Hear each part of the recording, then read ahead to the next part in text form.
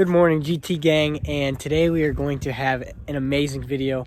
I actually haven't introduced myself or really talked about myself to you guys, especially since I have new subscribers that have gained about 1,000 over the last 3 months. So I want to get you guys up to speed. And there's no other way to do it than having me in my car, and we are going to go for a drive. I just did an oil change, flushed the brake fluid, and I just want to introduce, this is Myrtle. This car introduced me to cars as I know it today. So this is actually a 1998 Mitsubishi 3000 GT. This is a base model, so it's a single overhead cam. It comes about 160 horsepower. I know it's not very overwhelming by any means. It's quite underwhelming, but it is a manual transmission, a 5-speed, as you can see right there. I have a quick release steering wheel that I installed with a weighted shift knob. I rebuilt the engine about 2 years ago with my father, and it's been running strong ever since. I have had zero issues with this car. As you can see, my bumper is damaged. I hit a raccoon over here and a raccoon over here as well. I have a bumper to replace that, but the headlights I swapped out myself. These are wheels off of a Mitsubishi Eclipse, so it's an OEM Plus upgrade. Drilled and slotted rotors all the way around. The car is just overall dirty right now. I swapped over the black spoiler and the center garnish, and this is Myrtle. I guess that's it for the introduction of this car. Let's go ahead and get in the car and fire up. All right, everybody. So as you can see, manual transmission, a 5-speed. And I just actually cleaned up the interior. I have a quick release steering wheel, NRG. I like it a lot. So we'll go ahead and fire up.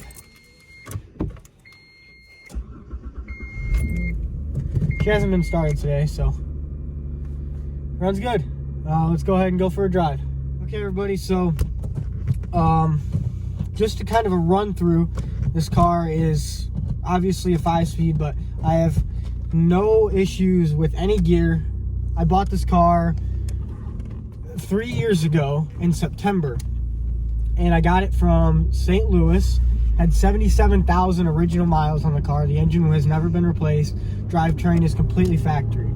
So my dad actually went to St. Louis to pick this up for me, and it was a 100% stock. I mean, absolutely nothing was modified in any way.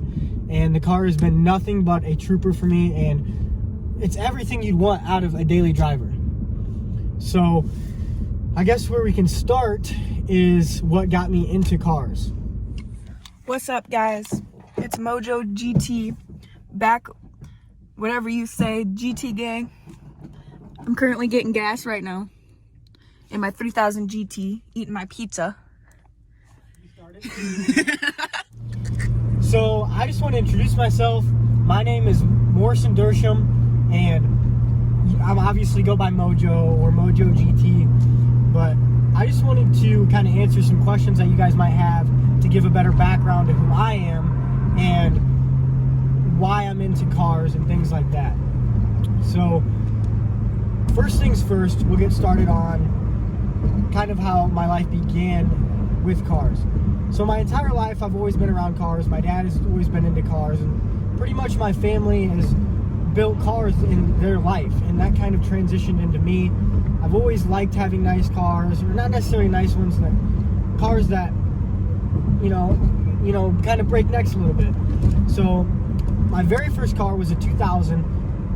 It's actually pretty funny that I say that, but it's a Chrysler Sebring, a 2000 Chrysler Sebring convertible. By no means did this car break necks or anything, but I always wanted something faster. I always wanted something that, you know, flashed.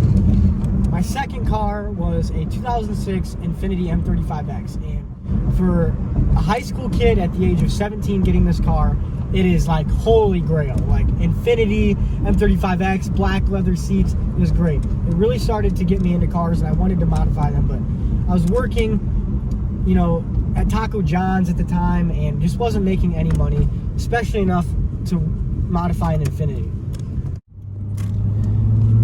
Okay, so, and then I started college. I went to school for electronic engineering technology. I have a bachelor's of science with that degree. So basically, how I got this car. I was on my way to college, It's about a 45-minute drive for me. I was on my way to college, and my Infiniti literally threw a rod on the interstate, and smoke everywhere. Literally, a connecting rod flew out the side of my block. It was honestly insane. And that is how my best friend Sam, and I'll get onto that later, but we'll focus on cars now. After that, I was really upset. I lost my car, you know, I was just absolutely depressed about that car. And then my dad said, what about getting a stick shift car? I'm like, oh God, I don't know about that. You know, I'm really nervous, especially about stick. What if I mess up and I damage the car? Yada, yada, yada. All those things for a first-time owner of a manual transmission car. And my dad said, what about this? A 3000 GT in St. Louis. It's absolutely clean, super low miles, 77,000 original miles. And I get the car. My dad goes to St. Louis to pick up the car for me and bring it back. I absolutely fall in love with it.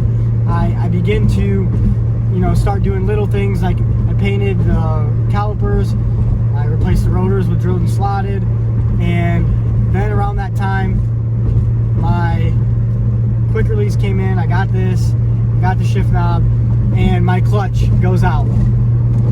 Well, on this car, since I don't have a lift, I had to pull the engine to replace the clutch. So my dad said, why not rebuild the engine? And I'm like completely overwhelmed, and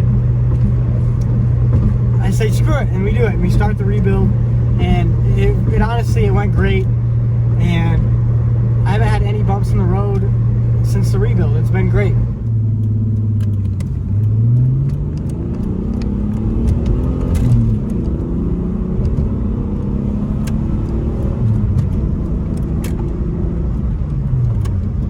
Okay, everybody, that was a nice little pull, 0 to 45. But anyway, so we got the car back together after the rebuild. Everything went extremely smooth, and to be quite honest, that's all I've done to this car. I haven't needed to do anything besides just your typical maintenance, whether it's oil changes, bleed the brakes, replace brake pads, anything like that. This car's just been a strong daily. So fast forward to about September or October of 2018, and I buy my 1993 Mitsubishi 3000 GT SL. Well, actually, my dad bought it for me. That's a great story. Go back in my YouTube channel and you can watch that. But I got that car and immediately pulled the engine, did a bunch of work to it, and I learned so much off of that car. Pulled the engine once, you know, replaced the clutch, pressure plate, anything like that, and I just did a bunch of work to that car. And like I just said, go back to my YouTube channel to get to specifics, but I ended up rebuilding that engine. And if anything tells you to just go out and try it, it would be to watch that series. I rebuilt that engine in an 8x8 shed. I pulled the engine out of my project car in front of my house on the street, and I rebuilt the engine with a mixture of inside of my house and in my 8x8 shed, and it went great.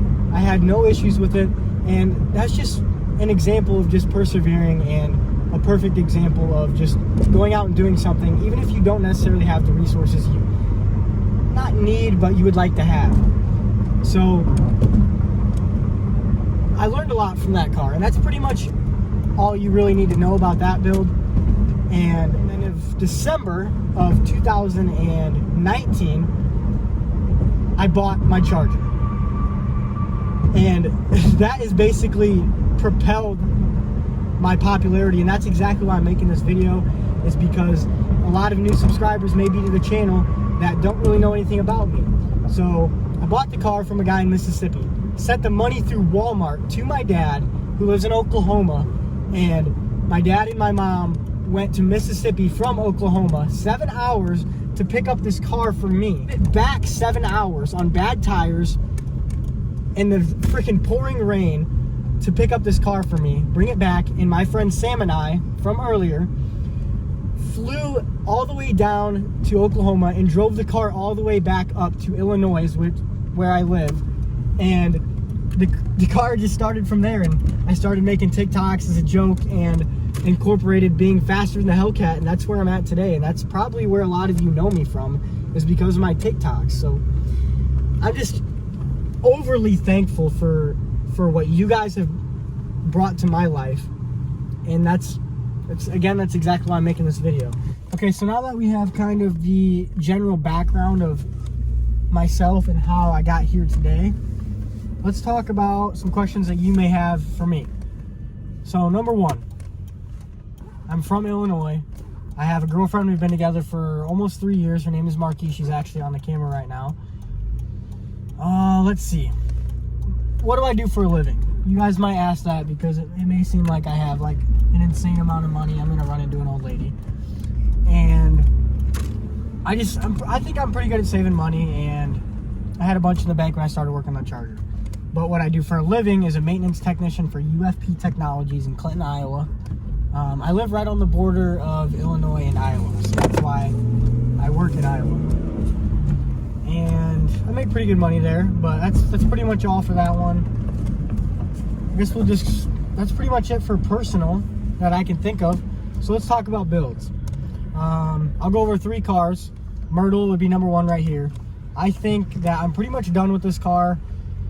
Maintenance will probably be the only thing I do. I have a check engine light for a small leak in the evap system. I'm pretty sure my canister just needs replaced, so I might just do that. If you guys are interested in some videos that include maintenance on this car where I just kind of vlog and whatever, just let me know, comment down below. Or like I have a small leak in my downpipe, so I might replace that with an aftermarket one. So if you guys want to see that, let me know. Now on to the next car. I'm going to talk about Maisie. If you didn't know, which you don't know because I haven't made a YouTube video about it, I will actually have one coming out, but I sold Maisie about a month and a half ago, and I have obviously no plans on the car because I sold it. I got $4,000 for it, and that went directly to the Charger. There's really nothing else to say about that. I only have 1 video left to post about that car, and maybe 2 videos. But yeah, and now I guess we're on to the Charger. So, question that you might have about the Charger would be when it'll be done. A lot of people wonder, when is this thing going to be done? Honestly, I don't drive my car in the winter anyway, just because it's from the south and it's rust free, and since I live in the salt belt, the Midwest, it's not going to be driven at all. So the plan is to keep it down all winter, and from there just build it, slowly over the winter, and then by spring I should be able to have it ripping, if not, tuned and ready by then. So that'll be the deadline. We'll just say spring. Spring, the car will be running and driving. We should be able to go and rip on it then. I guess, how much horsepower will the Charger have? That's a question I get a lot. I'm building the car in 2 stages. I'll have a naturally aspirated stage, and that'll probably be for the whole first season, maybe even the second season. So about 1 to 2 years, the car will be naturally aspirated. This all depends on money. If I find a really good price for a supercharger kit, which is the plan I'm going with, then I'll buy that, and it'll happen sooner than I think. But the goal is around a year or 2, I should have a supercharger kit. But naturally aspirated, I'm thinking about 550, 600 wheel horsepower, and obviously with the supercharger I'll gain a lot, thinking around the 700-800 mark. So we'll see from there. Another question, how much money do I have in my Charger? That's probably a common question that you might have, and it's kind of hard telling because the build's not done, but anywhere around $10,000 is how much I have into the car thus far. Around $15,000 including the price of the car. So that's where I'm at with that. So an update for the Charger while we're on the topic is, when's the next update? So the update will be, I'm waiting on my stroker kit. My stroker kit was made to order, so when I purchased the stroker kit, that's when they started making it. So I really don't have a timeline on my stroker kit, but I am still waiting on that, and I'm waiting on my head work. I'm getting complete head work done, and it's all done by hand, so it will take a while, but I assure you it is getting done. It's getting worked on. I've already talked to my head guy, and we will figure that out as soon as I can, and I'll let you guys know updates as soon as I have updates myself, because I'm pretty much in the dark about my heads too, unless he texts me an update. So basically, I will have a video that goes over the entire build and what I have left to get and what I have already gotten, and that'll help me a lot too to see how far off I am from getting done. I just bought 1400 horsepower capable axles, and those should be in, oh no, I don't know what I'm saying. I have them in already. I got them last night. But I will put that in the video where I talk about the build and all the parts I have and kind of just mapping out the entire process. So I guess that's pretty much it, everybody. If there's any questions that I didn't cover that you have, feel free to ask down in the comment section below. And I guess from there, thank you guys so much for watching. I know this content might not appeal to everybody, but this is more for the people that want to get to know me and that are subscribed for the long haul, and you guys want to learn a lot about me and grow with me as a channel. So again, I appreciate you more than you even understand, and thank you for watching the video again, and I'll see you guys next time. Peace.